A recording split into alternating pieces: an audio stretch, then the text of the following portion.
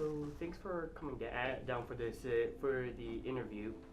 An interview which we're like interviewing people who could like kind of like represent Chinese history throughout the Pima County area. Okay. So to start off, how did your parents come to this country? My father arrived here in America uh, right after the First World War. He was born in 1911. He was a lot older than my mom. She was only 19. And my father came and he ended up being immigrating into the Chicago area. There was something called the Chinese Exclusion Act. And basically, you've probably studied about it.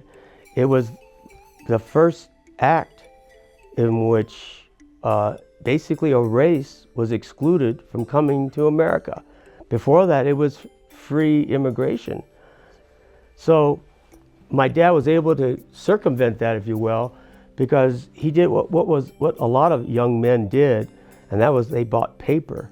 And they bought paper basically from a citizen, a Chinese citizen, who would basically give that person his or her name, usually a him. And that's how he was able to arrive to the shores of America. So basically there was, in the Chinatown, Chicago, I call it a Chinese yenta. A lot of folks in the Hebrew faith or Jewish faith go to a woman whose job it is to be a matchmaker. So I call her a Chinese yenta. And she matched my father, who had been adopted into a Presbyterian minister's family, by the way, with what would be my mom. And so they corresponded, they would write each other letters. And he ended up meeting a fellow who was from Marana, going to school in the Midwest. And he said, I know someplace nice and warm and you don't have to worry about the winds, Tucson. So my mom basically came to America and gave birth to my brother 3 weeks after arriving here, not knowing the language, giving birth to Bill at St. Mary's Hospital. How did the store open? My dad, when he first ended up in Tucson, worked as a short order cook at what's called Jerry's Main House. I think my father saw an opportunity to basically raise a family. My dad ended up acquiring the store. This is kind of interesting because the way he did the store was through a month-to-month lease agreement. And so we started basically out there in 1957 or so until they retired in 1978. At the store, it says, oceans of notions, meats, produce. There was a gas station, pumps in front. I mean, we sold everything because as a market or as a store, I mean, we sold plumbing, we sold cowboy hats, we sold shirts, Levi's. And so, our job was essentially as kids, as growing up, pumping gas, stacking, cleaning, mopping, you name it, we did it. We raked because it was our store. We had to take care of it. Were you and your family accepted by your neighbors who were of Mexican-American heritage? That's an interesting question because, I don't know, maybe it's different today, but back then it was difficult as children because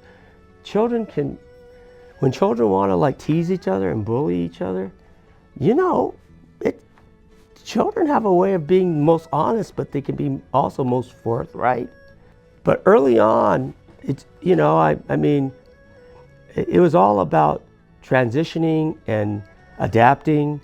We would turn on the light for the Union 76, and that was the signal that we gave to all of our neighbors that you could come and buy gas, so that way they could get theirs and be able to have gasoline in order to run errands, take their kids to school, go to Tucson, whatever, or have it for an emergency.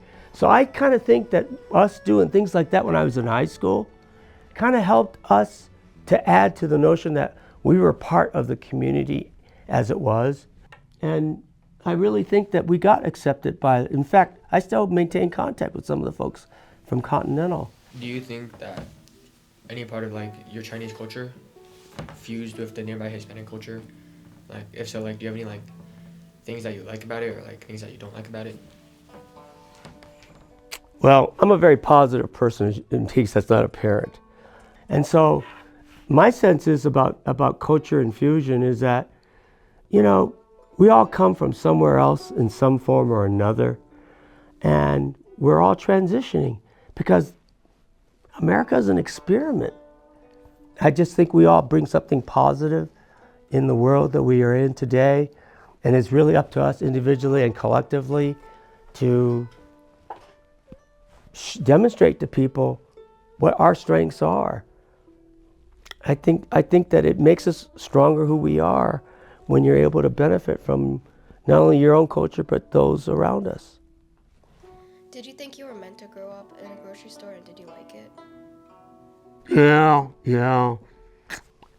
I grew up in the store, and I'm not putting it down, but I have to tell you, it was so slow, I thought, I can't be doing this the rest of my life. So I had thought when I went to law school that I was going to get a degree and go into management with a newspaper. But I needed a job that was going to help me pay for all these loans and everything I owed. So I started out getting a job with the prosecutor's office. And from that, I worked into private firms and then working as a judge for 20 years before retiring. Were there any language barriers, and did they affect business at all? There could be. I guess the answer is if there was any kind of impediment, you just kind of worked your way past it, you know? And I gotta tell you what, those who were primarily Spanish speaking, they were in the kind of the same boat that we were about trying to communicate. And somehow or another, people kind of figured it out. How has your family maintained Chinese culture? We maintain our culture in part through food and occasionally joining in activities with the then relatively small Chinese community here in Tucson. So culture is what you make of it.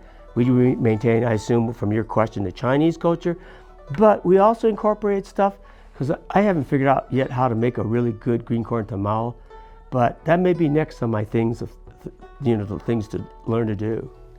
What happened to the store after you and your siblings got divorced? I left Continental to pursue my education probably in the mid-70s, and my dad worked another 3 years. Then they retired. We agreed we would sell the land, give the first option back to FICO, and so they ended up trying to get people to run the store over time. And then it became a restaurant for a short time. It was called the Courtyard Cafe, I think, or Feedlot Cafe. And now, as I said, it's now become a workout place. But basically, when my dad retired, he left the merchant market business. It was good talking to all you guys. Thanks for your great questions. Thank you for being here. Yeah. All right.